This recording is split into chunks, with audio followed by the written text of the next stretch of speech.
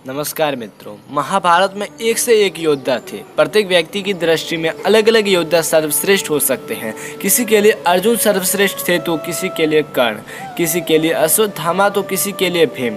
कोई बर्बरी को तो कोई घटोत्कच को सर्वश्रेष्ठ योद्धा मानेगा, कोई एकलव्य को तो कोई द्रोण या भीष्म को। लेकिन मित्रों, आज हम इस वीडियो में महारथी कर्ण को सर्वश्रेष्ठ योद्धा क्यों मानते हैं ये सब जानेंगे।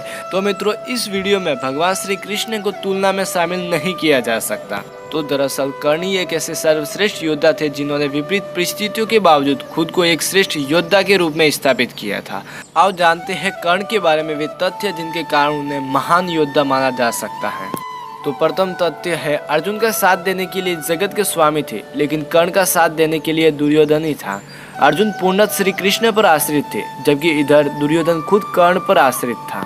तो मित्रों, अब आता है अगला तथ्य। कर्ण को द्रोण ने वह संपूर्ण शिक्षा नहीं दी थी जो उन्होंने पांडवों या कौरवों को दी थी। फिर भी कर्ण ने परशुराम से बची हुई शिक्षा छल से हासिल कर ली थी। यदि कर्ण अर्जुन के बराबर योग्य नहीं होता तो क्या भगवान परशुराम शिक्षा देने के लिए तैयार नहीं होते।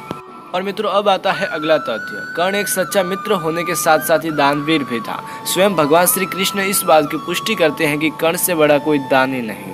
और अगला तथ्य है, श्री कृष्ण की योजना के तहत कर्ण के कवच और कुंडल को छल पूर्वक अर्जुन के पिता इंद्र द्वारा हथिया लेने के बावजूद कर्ण ने युद्ध को एक योद्धा की तरह लड़ा।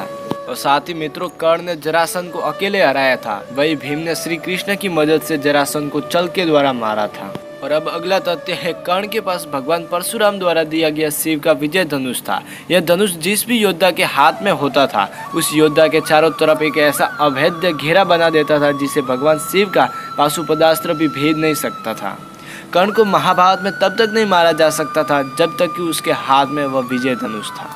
और मित्रों, अगला तथ्य है कि कर्ण ने कुंती को वचन दिया था कि वो उनके 4 पुत्रों की जान नहीं लेगा, लेकिन वह सिर्फ अर्जुन से ही युद्ध करेगा। युद्ध के दौरान ऐसे कई मौके आए भी जब कर्ण का सामना भीम, युधिष्ठिर, नकुल और सहदेव के साथ हुआ। वो चाहता था उन सभी को मार सकता था, किंतु उसने ऐसा नहीं किया, क्योंकि एक योद्धा का वचन ही उसके लिए सर्वश्रेष्ठ होता है। और मित्रों, अब आता है अगला तथ्य। जिस द्रुपद को 105 भाई मिलकर जीत पाए उसे कर्ण ने दिग्विजय के दौरान अकेले ही हराया था। और प्राग ज्योतिष का राजा भगदत्त, जिसे राजसूय यज्ञ के दौरान अर्जुन भी नहीं हरा पाए थे, उसे भी कर्ण ने हराया था। और मित्रों, अब आता है अगला तथ्य। अश्वसेन बाण का संधान दोबारा न करना, यह भी कर्ण का श्रेष्ठता का प्रमाण है। अश्वसेन एक नाग था जो कर्ण के धनुष पर चढ़ गया था और उसने कहा था कि तुम मेरा संधान करो तो मैं वहां पहुंचकर अर्जुन को डसकर अपना बदला पूरा करूंगा। क्योंकि अर्जुन ने खांडव वन दाह के समय मेरी माता को मारा था, लेकिन कर्ण ने अश्वसेन को इनकार कर दिया था। और अगला तथ्य, जब श्री कृष्ण ने कर्ण को यह बताया कि तुम पांडवों के सबसे बड़े भाई हो, तो कर्ण ने कहा कि हे कृष्ण, मेरी मृत्यु तक पांडवों को यह मत बताना कि मैं उनका बड़ा भाई हूँ। कर्ण की यह बात सिद्ध करती है कि वह पांडवों के प्रति किसी भी षड्यंत्र में शामिल नहीं था, फिर भी युद्ध के सामने योद्धाओं की तरह ही लड़ा। तो मित्रों, अब आता है महारथी कर्ण का अंतिम तथ्य। तो महाभारत के एक प्रसंगानुसार जब कर्ण के बाणों के प्रहार से अर्जुन का रथ कुछ इंच पीछे चला जाता है और कृष्ण उनकी प्रशंसा करने लगते हैं, तब अर्जुन कहता है कि मेरे बाणों से कर्ण का रथ कई गज पीछे चला गया, तब आपने मेरी प्रशंसा नहीं की। अर्जुन की इस बात पर भगवान श्री कृष्ण कहते हैं कि कर्ण के रथ पर कर्ण और महाराज शल्य बैठे हैं, परंतु तुम्हारे रथ पर मैं यानी भगवान नारायण और महावीर हनुमान बैठे हैं, तब भी कर्ण ने तुम्हारा रथ पीछे धकेल दिया। सोचो, यदि महावीर हनुमान नहीं होते तो क्या होता।